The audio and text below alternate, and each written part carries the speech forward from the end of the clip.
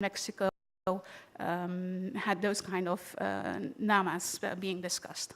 That's, of course, is a very broad, generic type of goal, especially also a policy or a political intention. It does also have a very wide scope, so it can affect the entire economy. So that's why it's on the left-hand side in terms of the aspiration. One level up in terms of the arrow that you see in this graph are NAMAs defined as policies. Specifically in the India context, a NAMA discussed was the large-scale development of renewable energy through a feed-in tariff program. And for instance, in Chile, there was a national waste management program for organic waste. So this is one level more concrete than the goals type of NAMAs, more detailed, but also narrower scope. So the area that the NAMA can affect in terms of transition is narrower than for the goals. And then a third level, becoming again more concrete but narrower in scope, are more the project type NAMAs. And two concrete examples listed here is the implementation of a rapid transit system in the city of Accra in Ghana, or the expansion of a district heating system in Serbia. And the latter is actually also one of the NAMAs ongoing at the moment. For both, another distinction you can make in types of NAMAs is NAMAs that are implemented fully domestically, so domestically financed, or NAMAs that are financed partly with international support.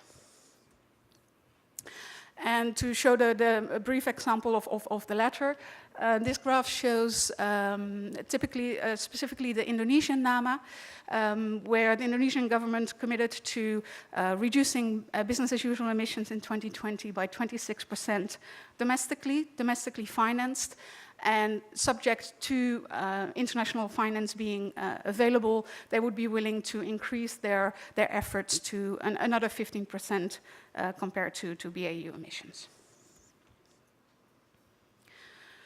Turning to climate finance for NAMAs, NAMAs have been under development for quite a few years, and progress has been relatively slow.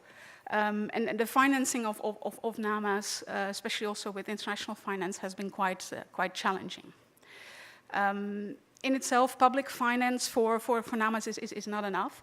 So the primary funding is established at a domestic public level, and that is then used to attract further international public sources or private sources, either domestically or internationally.